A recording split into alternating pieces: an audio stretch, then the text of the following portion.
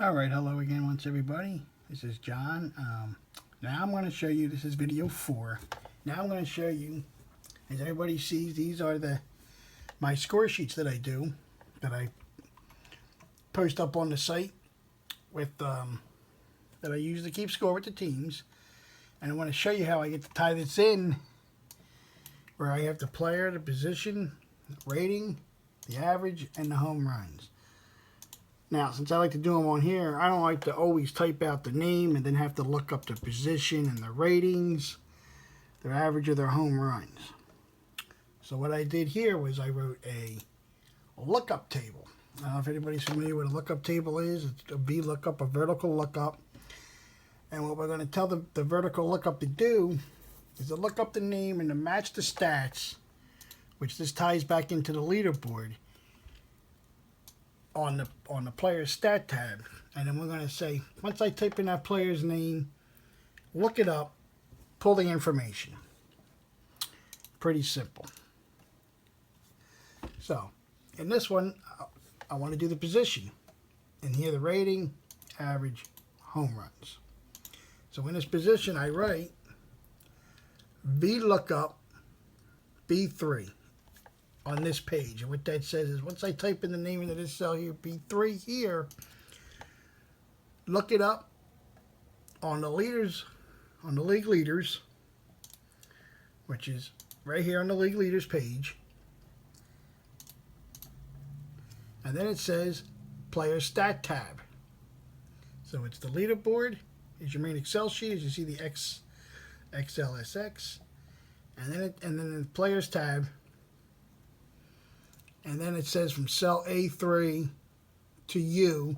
So what we're doing is I'm covering the bases, and I'm saying pull the information from cell A all the way down to U. I drag it down and say look for everything in there.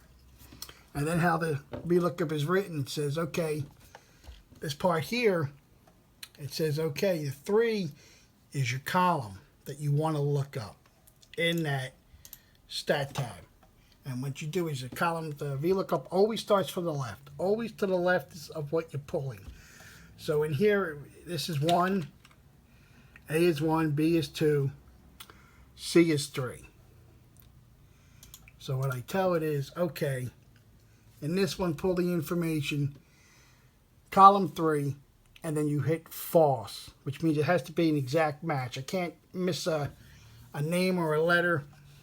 And then what I wrote in front of it again is an if-then statement, and it says if B3 is blank, leave the cell blank.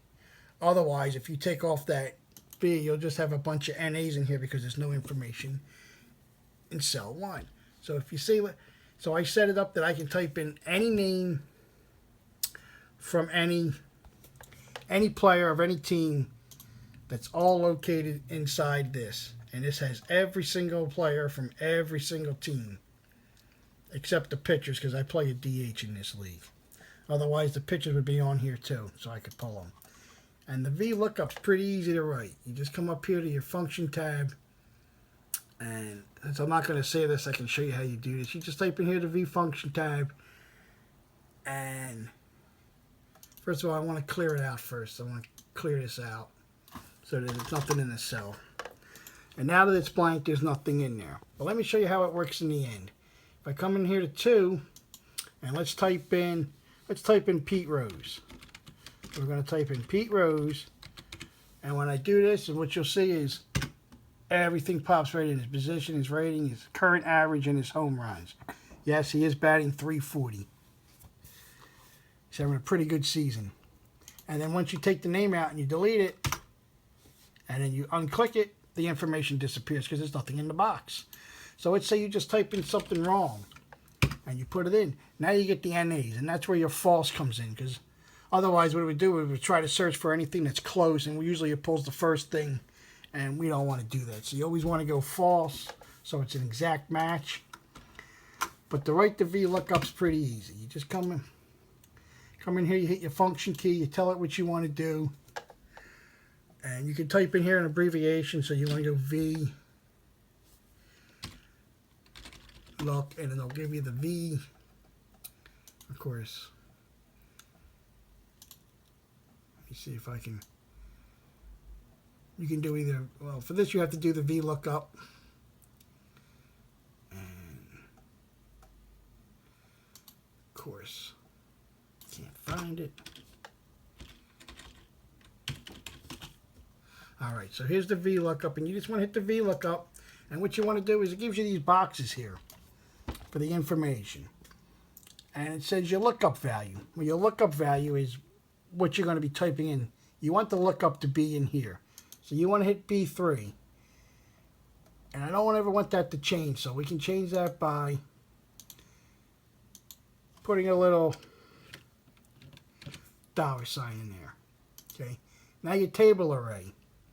Well, it looks for the value in the leftmost column of the table. So in your table array, you want to come back to here, and I'm just going to do this real short. And what you want to do is you want to come up to the top of the cell, and you just want to say, all right, I'm going to pull all this information.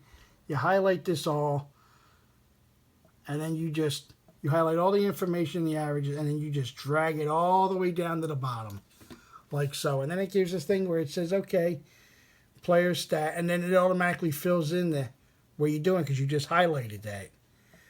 All right, and then you just hit OK. And then after that, what you want to type in, it'll ask you, all right, well, what column? The column that you want to pull the information from. And that column for the position is column 3. Which is column 3, and it pulls in the position 1.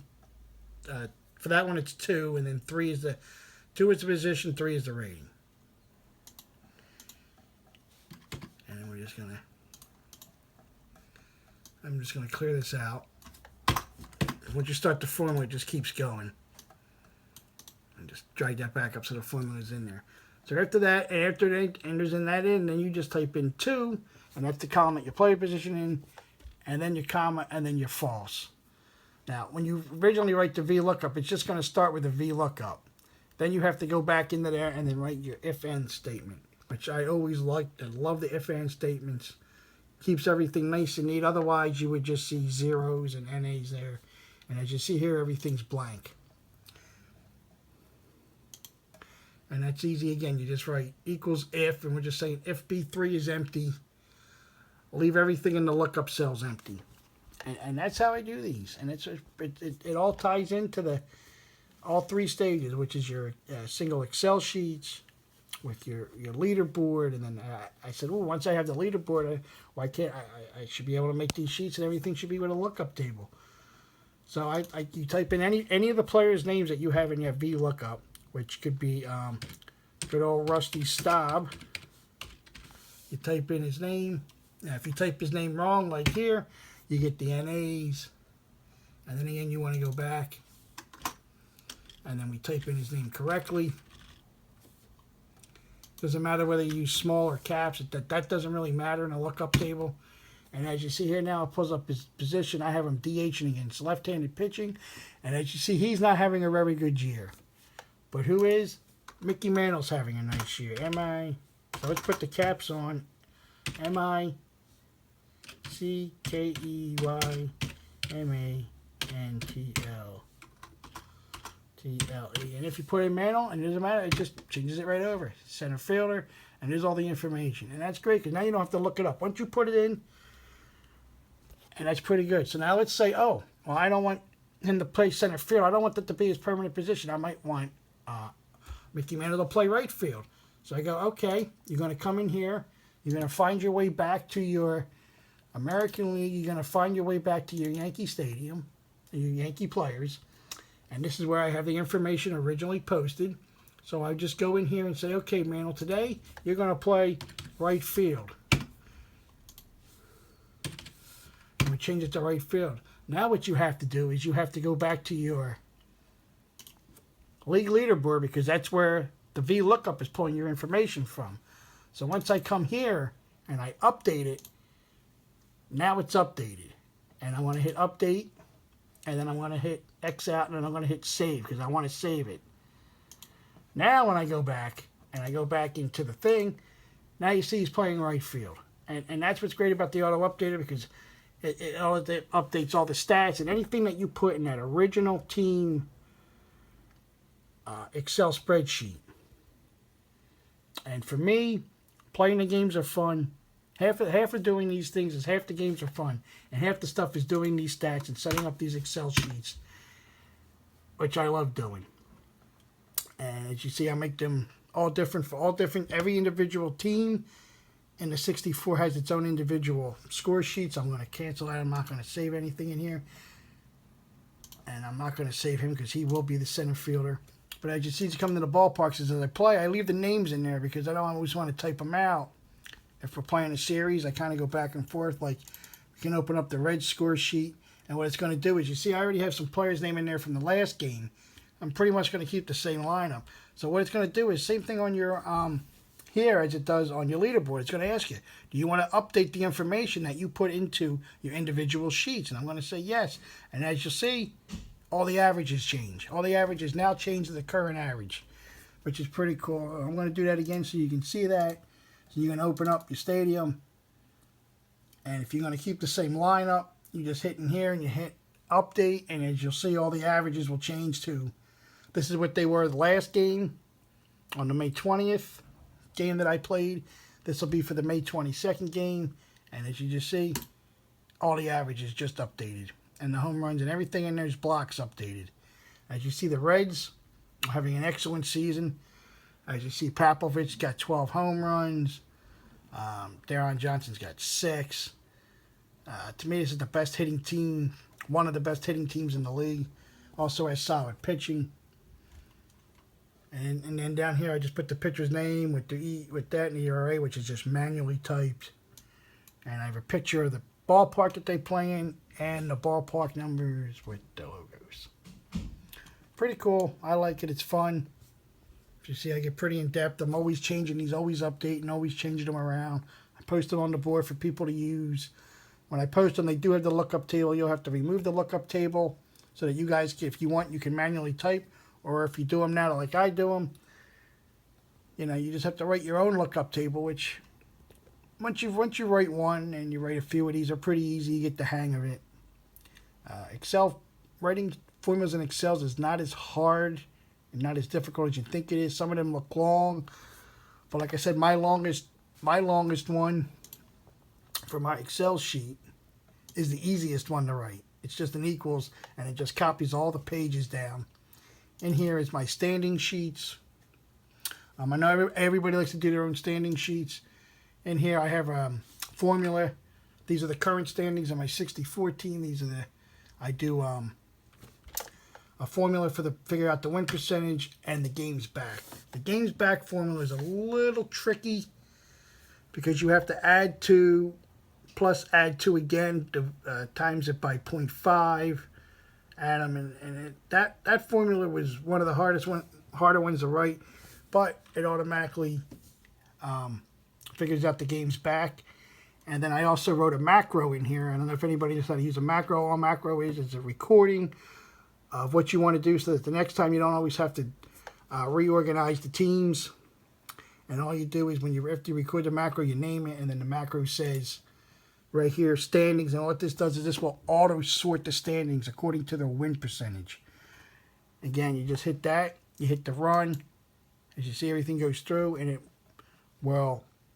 If the Braves, let's say the Braves now have,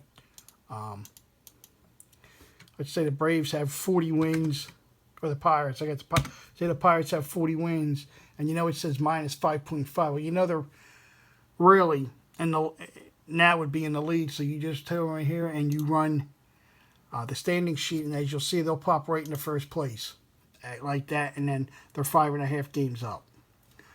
Which is great because when I start doing these a lot and I start inputting like a week's worth of work into the standing sheet, just hit the auto sort, sorts them out. Everything else is just manually typed. I do a win streak, home and away. The only ones that have the formula in here are the win percentage